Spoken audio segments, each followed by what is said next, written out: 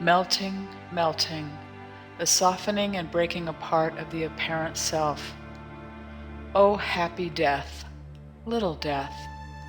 No, really, it's the big death, the one the body goes through, turning out to be small potatoes. What a thing it turns out to be. Not at all what had been supposed. For when the constructed self comes apart, the nails eased from their tough holes, when the long rusted screws are backed out of their familiar homes, and the splintery old lumber of the invented persona can no longer hold itself together, what is inside there, what turns out to have always been inside there, is both tender and unshakable. It is soft and resilient, needs nothing, cannot be rocked, blown about by the little breezes, nor the big winds.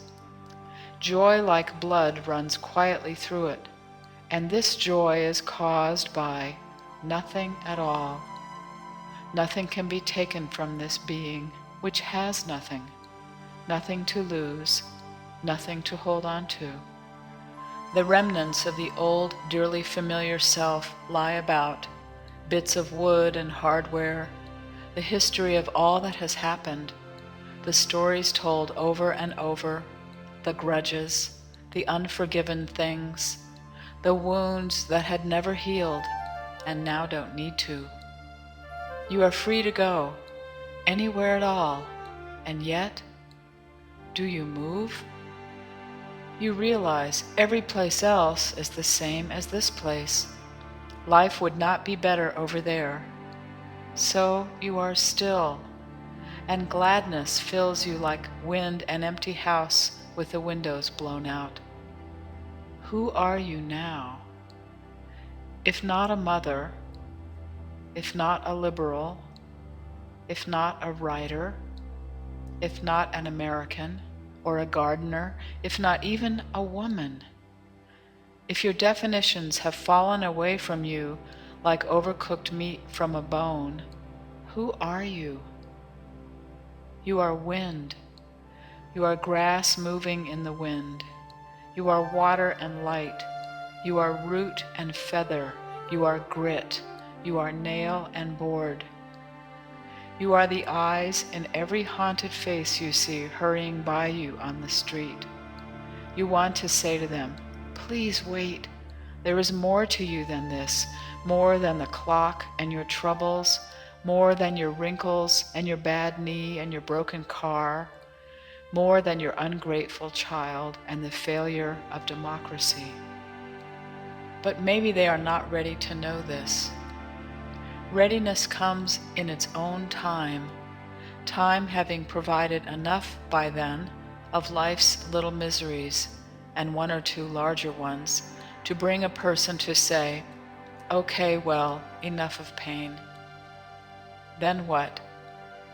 Readiness comes in a warm flood of awareness, and what is seen with newly open eyes is that all of life's earnest trying, the failure of ideas, all of the losses and frustrations, the truckload of identities, have done their good work, though not quite in the way that might have been previously supposed.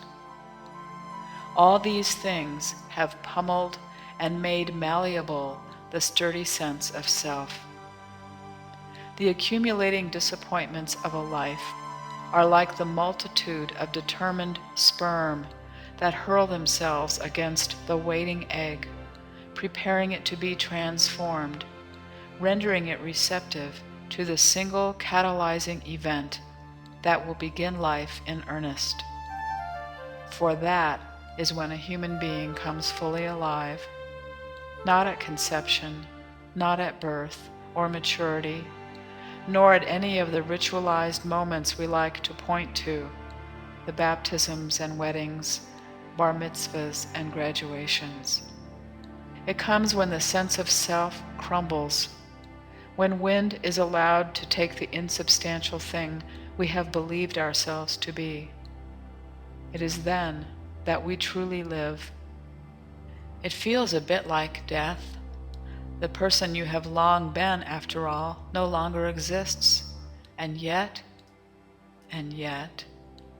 you find to your amazement that you have continued, that there is continuing life. There is life after death. You are finding out what is meant by heaven on earth. Only it isn't because of the usual reasons: falling madly in love, a perfect vacation, a day of fabulous weather. No, you dwell in heaven on earth because of nothing at all. You are just being. You are being. You and being are the same thing. And the sensation of that utter merging is exquisitely pleasurable. Life after death is mostly used to describe the state of the soul continuing on after it has separated from the no longer living body. But what if the body lives? What has died? What is life anyway? What does that mean, to be alive? The usual reason to dread death is that it marks the end of the familiar self. We take the two things as being fused together: physical death and the end of the familiar self, the conditioning and attachments, the accumulated history, the things and people we have loved. Generally, it is the ceasing of brain function that brings it all to a stop. But what if the two don't, after all, have to be fused? What does life feel like after the attachment to the ideas of self has grown slack and fallen apart? Find out. Some might say, I wouldn't want to live after that. But that is because it is hard to imagine what is outside all those accustomed definitions of self, the borders, the boundaries. It's not that you're left with a husk of an emptied out self. It's that the boundaries aren't there anymore. There is nothing for them to draw themselves around, to distinguish self from not self. This isn't an existential disappearing act. Awareness is alive. It is aliveness, and it infuses everything. You have the sense of being not nothing, but rather everything. When you look up at the sky, it's not you looking at the sky, but the sky having an awareness of itself.